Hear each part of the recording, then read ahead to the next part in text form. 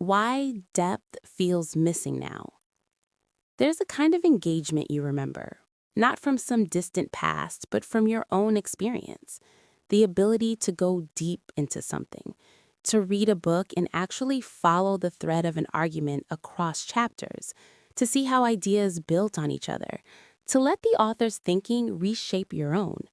To have a conversation that started somewhere and went somewhere else, that moved through layers, that left you feeling like you'd actually explored something together rather than just exchanged opinions.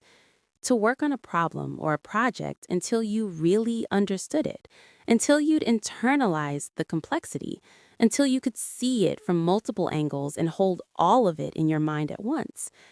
That capacity feels gone now, or at least inaccessible. You still read, but you skim. You still have conversations, but they stay surface level. You still work on things, but you don't go deep. You graze across the surface of everything, picking up fragments, getting the gist, forming quick takes, and moving on. And nothing feels substantial anymore. Nothing feels like it has weight. You're consuming information constantly, engaging with ideas constantly, interacting with people constantly, but none of it goes anywhere. It's all lateral movement, breadth without depth, coverage without understanding, exposure without transformation. And there's a hollowness to it. Not dramatic emptiness, but a persistent sense that something's missing, that you're not really learning anything, not really connecting with anyone, not really understanding anything in a way that changes you. You're just accumulating surface level exposure to things, Wikipedia level knowledge, headline level understanding, small talk level connection. And you know, somewhere beneath the constant motion, that this isn't how engagement used to feel, that depth was possible, that you used to be capable of it. But now, when you try to go deep, you can't sustain it. Your attention fragments, your patience runs out. The pull towards something easier, something faster, something that doesn't require sustained focus becomes overwhelming. This isn't because you became less intelligent or less curious. Depth isn't about intelligence. It's about conditions. And the conditions required for depth, sustained attention, patience with complexity, tolerance for not understanding immediately, time that isn't fragmented into micro intervals, those conditions have been systematically destroyed by modern life. The environment you navigate every day is engineered to keep you at the surface, to prevent depth from ever developing, to train you gradually and thoroughly to skim everything. Think about how you engage with text now.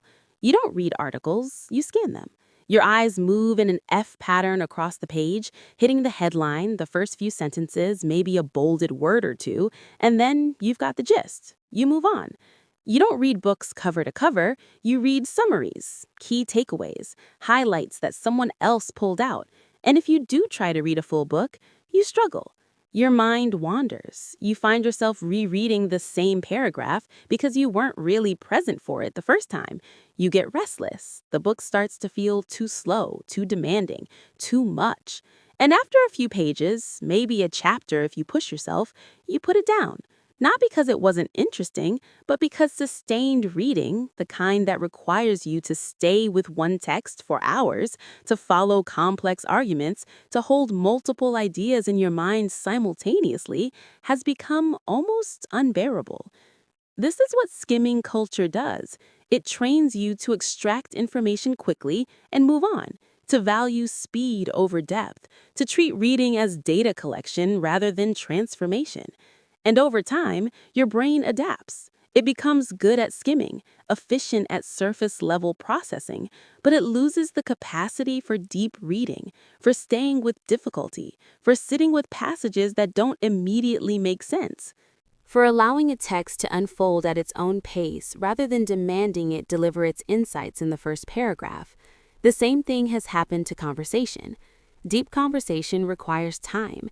It requires that you stay with a topic long enough to move past the obvious takes, past the rehearsed opinions, into the uncertainty where real thinking happens. where you're exploring ideas together rather than just stating positions, where you're willing to not know, to be wrong, to change your mind. But modern conversation doesn't have room for that. It's rapid-fire exchanges, quick reactions, hot takes. You say something, they respond, you counter, they counter back, and nothing moves. You're just trading positions, not exploring ideas. And the conversation stays at the level of opinions, because going deeper would require slowing down, staying with one thread, tolerating the discomfort of not having an immediate response. Social media has trained you to engage this way. Every platform is optimized for quick reactions. You see a post, you respond in seconds. You don't have time to think, to consider, to let an idea sit with you before forming a take. The algorithm rewards speed. The person who responds first gets the engagement, and that incentive structure trains you to value quickness over depth, to prioritize having a take over having a thoughtful take, to never sit with complexity, because sitting with complexity makes you slower, and being slow means you're late to the conversation, which means you're irrelevant. Work has become the same way.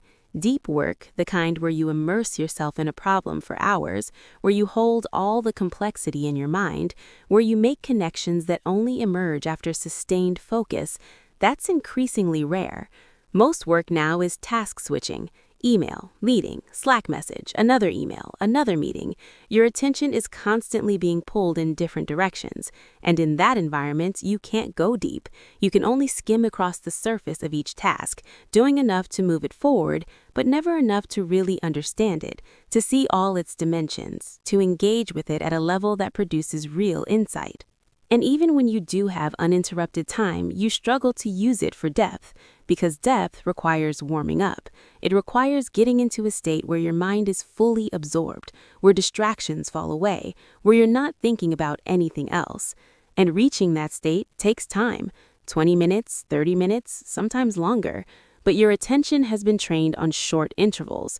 Social media feeds refresh every few seconds. Videos are cut every few frames. Articles are broken into short paragraphs with bolded headers to help you skim faster. You've spent years training your attention to operate in bursts, in fragments, and quick hits.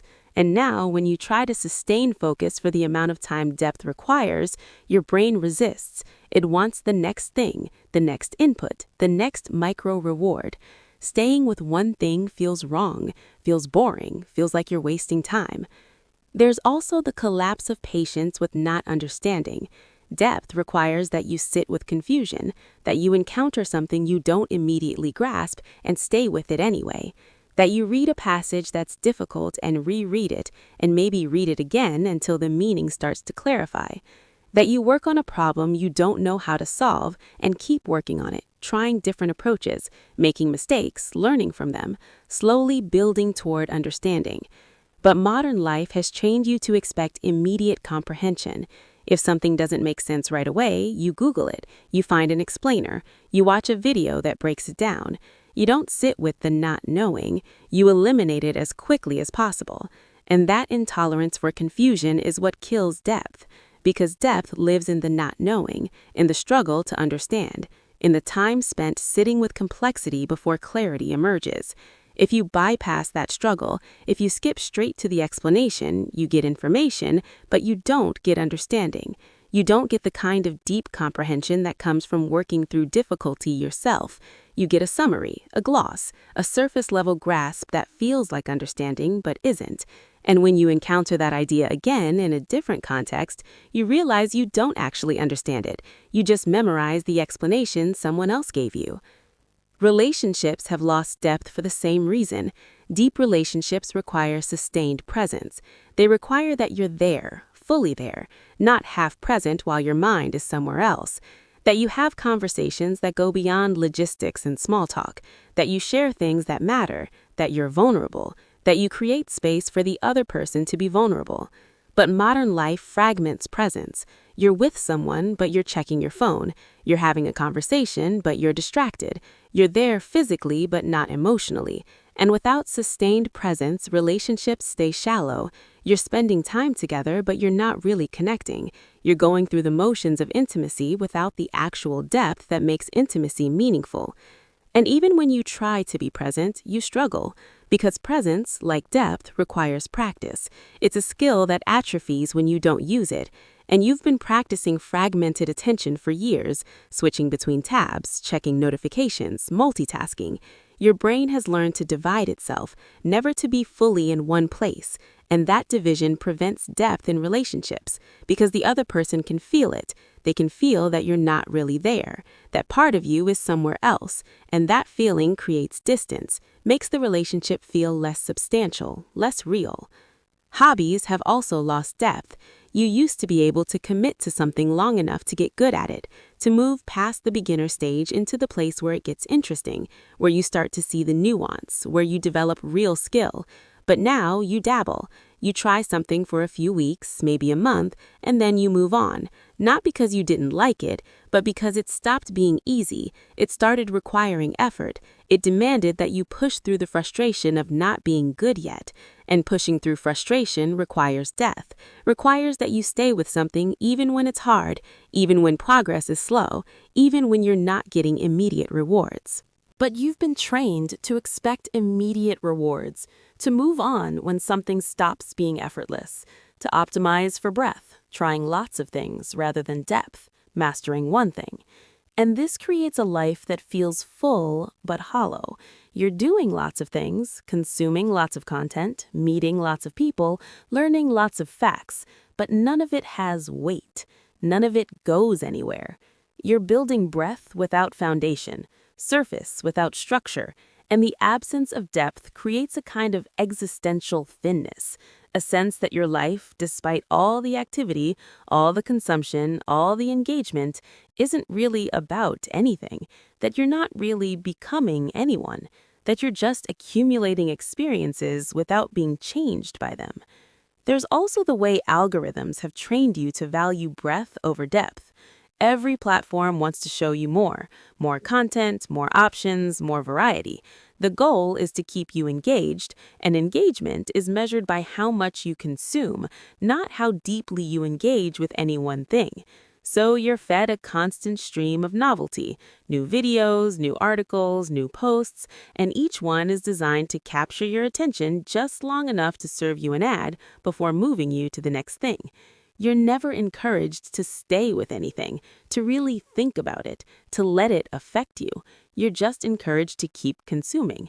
And that pattern of consumption becomes your default mode of engagement. You approach everything the way you approach a feed. Scroll until something catches your interest, engage with it briefly, move on. And that works for feeds, but it doesn't work for depth. Depth requires the opposite. It requires that you stop scrolling, that you stay with one thing, that you commit to going deeper instead of moving laterally to the next thing. But that commitment feels almost impossible now because your brain has been trained to seek novelty, to value variety, to get restless when things stop being new. So what do you do when depth feels missing? You don't try to force it back all at once. You can't just decide to read deeply again, to focus intensely again, to engage fully again. Your attention has been trained for years to operate differently, to fragment, to skim, to move quickly. And retraining it takes time. It takes creating conditions where depth can develop again. And those conditions are simple, but they require going against almost everything modern life encourages. First, you stop trying to do everything. You stop accumulating. Stop adding more books to your list, more hobbies to try, more content to consume. You choose one thing and you commit to going deep with it. You read one book all the way through instead of starting 10. You work on one skill until you're actually good at it instead of dabbling in 5. You have one real conversation instead of 10 shallow ones. You're intentional about depth over breadth. And that means saying no to a lot of things, to novelty, to variety, to the constant pull toward more. Second, you create uninterrupted time, not 30 minutes here and there between other obligations, but real blocks of time, 2 hours, 3 hours, time where your attention isn't being pulled anywhere else, where you're not checking your phone, where you're not available to respond to messages, where you can warm up, get into a state of deep focus, and stay there long enough to actually engage with complexity. Depth doesn't happen in fragments, it happens in sustained blocks where you're fully absorbed. Third, you slow down. You stop skimming. You read slowly, you reread passages, you let yourself not understand immediately. You sit with confusion instead of immediately reaching for an explanation. You work on problems without looking up the answer. You have conversations without rushing to respond. You let things unfold at their own pace instead of demanding they deliver insight in the first 5 minutes. Slowness is essential to depth because depth can't be rushed. It emerges over time, through sustained engagement, through patience with difficulty. Fourth, you reduce inputs. You stop consuming so much content. You unsubscribe from feeds. You stop following so many sources.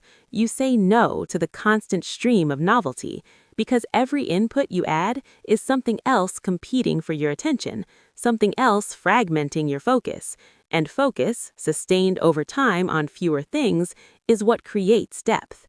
Breadth fragments, depth consolidates, and you can't consolidate when you're constantly adding more. And fifth, you accept that depth is uncomfortable. It's harder than skimming. It's slower than scrolling. It requires effort. It requires frustration.